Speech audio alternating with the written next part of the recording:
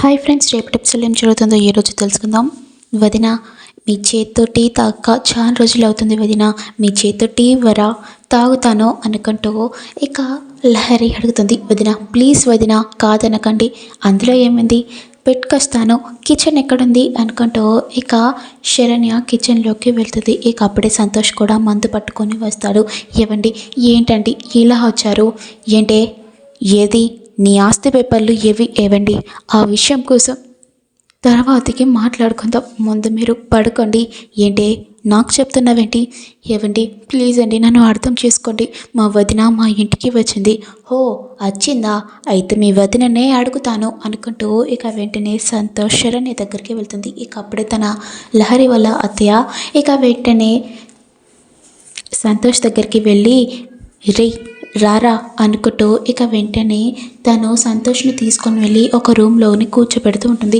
ఏంటమ్మా అది, ఆస్తి పేపర్లు తీసుకొని రాలేదు, బంగారం కూడా తీసుకురాలేదు, దాన్ని ఇంట్లోకి ఎందుకు రప్పించావమ్మా అనుకుంటూ సంతోష్ చెప్పగానే, రే నువ్వు కొద్దిసేపు ఓపిక పట్టురా, ఇప్పుడు ఆ శరణ్య వచ్చింది, ఈ ఇంట్లో అది సంతోషంగా ఉంటుందని అది చెప్పుకుంది, మనం కూడా అలానే నటించాలి.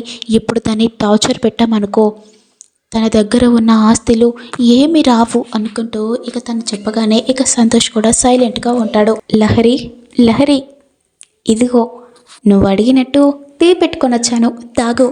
అయినా మీ అత్తయ్య గారి రూమ్లోకి వెళ్ళారు, ఇప్పుడే పిలుచుకొని వస్తాను వదిన అనుకుంటూ ఇక వెంటనే లహరి తనను పిలుచుకురాగానే ఇక ఇద్దరు కలిసి కాఫీ తాగుతూ ఉంటాడు. వదిన ఇక వెళ్ళిపోతారా అనుకుంటూ అడిగేసరికి, ఏంటి లహరి ఏదో టెన్షన్లో ఉన్నట్టున్నావు. లేదు వదిన, నువ్వు ఏదో పని మీద వచ్చావు కదా అందుకే. అవును, పని మీదనే వచ్చాను, అలా అని నిన్ను చూసి వెళ్ళిపోదామని ఇక్కడి దాకా వచ్చాను. ఏం పని వదిన, అసలు ఎందుకు వచ్చారో అనుకుంటూ అడగగానే, ఇప్పుడు తెలీదు, ముందు ముందు మీకే తెలుస్తుంది అనుకుంటూ ఇక వెంటనే శరణ్య వెళ్తున్నా అన్నట్టు ఇక వెళ్ళిపోతూ ఉంటుంది. ఇక అప్పుడే లహరి వాళ్ళ అత్తయ్య, ఏంటే లోపలికి ఎందుకు వచ్చావు, ఏంటత్తయ్య మీరే కదా రమ్మన్నారు. మీ వదిన ఉందని లోపలికి రమ్మన్నాను, ఇప్పుడు మీ వదిన వెళ్ళిపోయింది కదా, నువ్వు కూడా బయటికి వెళ్ళిపో అని అడిగేసరికి, ఏంటత్తయ్య ఇలా చేస్తున్నారు ఎందుకు అనుకుంటూ లహరి ఏడుస్తూ ఉంటుంది.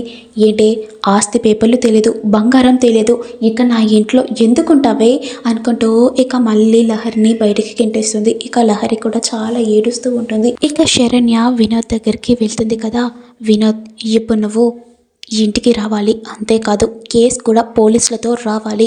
ఇక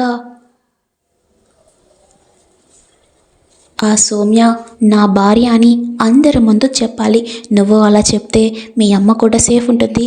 ఇన్ని రోజు ఆ సౌమ్య ఎన్ని నాటకాలు ఆడింది కదా, ఆ నాటకాలన్నిటికీ ఈ రోజే ఎండ్ అయిపోతాయి అనుకుంటూ శరణ్య చెప్పగానే ఇక శరణ్య చెప్పినట్టు వినోద్ కూడా చేస్తాడు. ఇక వెంటనే వినోద్ కూడా పోలీసులను ఇక ఇంటికి తీసుకొని వెళ్తాడు. ఇక అప్పుడే సౌమ్య సౌమ్య అనుకుంటూ వినోద్ గట్టిగా పిలుస్తాడు. ఇక అప్పుడే ఆనందం ఉండి, ఏంటి బాబు ఎందుకు పిలుస్తున్నావు, సౌమ్య రావాలి అనుకుంటూ చెప్పగానే ఇక అప్పుడే, ఆగు నేను ఎప్పుడు సౌమ్యను తీసుకొని వస్తాను అనుకుంటూ శరణ్య పైకి వెళ్ళి ఇక సౌమ్యను తీసుకొని వస్తుంది.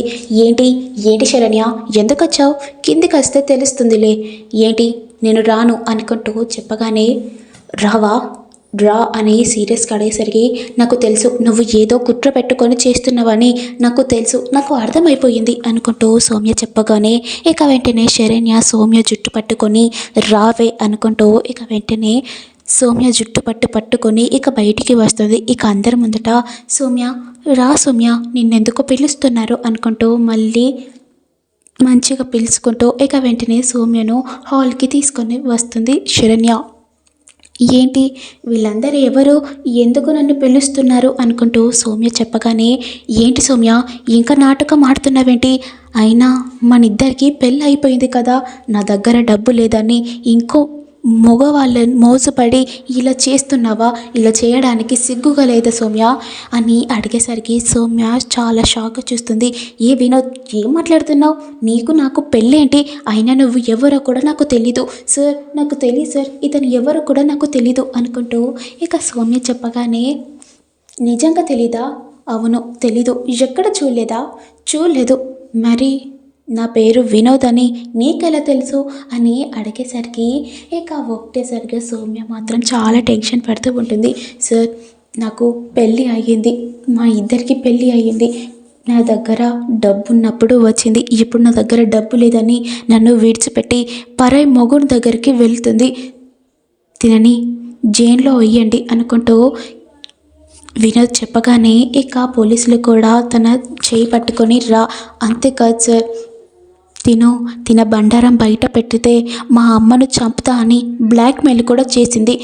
మా అమ్మను చంపుతుందని బ్లాక్మెయిల్ చేయడం వల్ల కేవలం ఎన్ని రోజులు ఓపిక పట్టుకుని ఉన్నాను, ఇక నా వల్ల కాదు సార్ అనుకుంటూ వినోద్ చెప్పగానే ఈ అమ్మాయిని స్టేషన్లో వేయండి అనుకుంటూ ఇక లేడీస్కి చెప్పగానే ఇక వెంటనే లేడీస్ పోలీసులో ఇక సౌమ్య చేయి పట్టుకొని రావే అనుకుంటూ చేయి లాక్కుంటూ ఇక స్టేషన్కి తీసుకొని వెళ్తూ ఉంటాడు. ఇక అప్పుడే అనన్య, అయినా వినోద్తో సౌమ్య పెళ్ళి అయిందంటే ఎలా నమ్ముతున్నారు, ఏం ప్రూఫ్ ఉంది అనుకుంటూ ఇక అనన్య చెప్పగానే ప్రూఫ్ అంటున్నారా, చూపిస్తాను అనుకుంటూ వినోద్ పాత ఫోటోలన్నీ చూపించగానే అనన్య కూడా షాక్ అవుతుంది.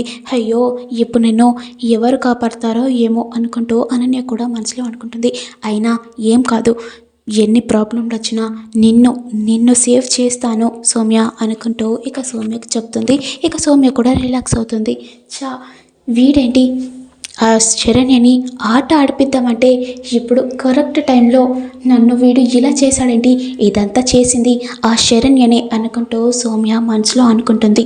అమ్మయ్య, ఇప్పుడు నీకు పెళ్ళి అయ్యిందని తెలిస్తే ఇక ఈ ఇంట్లో కూడా నిన్ను ఎవ్వరికి లోపలికి కూడా రానివ్వరు.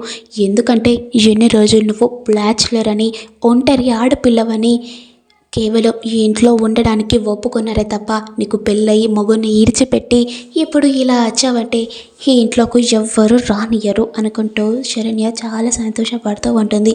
ఇక మరోవైపేమో లహరి మాత్రం బైక్నే కూర్చొని ఉంటుంది.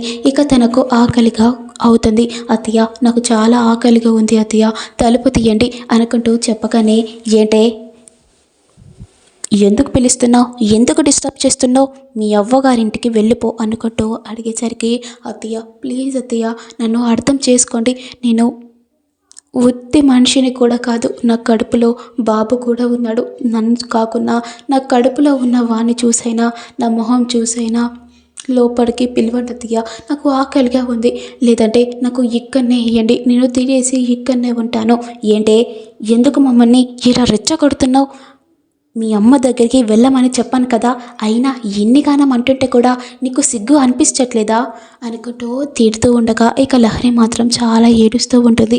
ఇప్పుడు నేను అమ్మకు చెప్పుకుందామంటే నా పరిస్థితి విని అమ్మ చాలా బాధపడుతుంది, ఇప్పుడు నేను ఏం చేయాలి అనుకుంటూ తను బైక్నే కూర్చొని అలానే పడుకొని ఉంటుంది. ఇక మార్నింగ్ లేవగానే ఇక తన అత్తయ్య, ఏంటే ఇంకా పడుకొని ఉన్నవేంటి, ఇంట్లో పనులు చేస్తూ పదా అనుకుంటూ ఇక లేపగానే ఇక వెంటనే లహరి కూడా ఇంట్లో పనులన్నీ చేస్తుంది.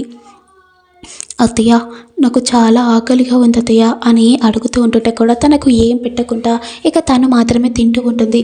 నన్ను ఎంతగానో ఏడిపించుకుంటున్నారు, మీరు ఏం బాగుపడతారు అనుకుంటూ లహరి మనసులో అనుకుంటుంది. ఇక నెక్స్ట్ ఏంటి, ఏం జరుగుతుంది అని మీకు తెలియాలంటే నేను పెట్టే ప్రతి వీడియో చూస్తూ వినండి. Please to like, share, comment, subscribe చేయండి.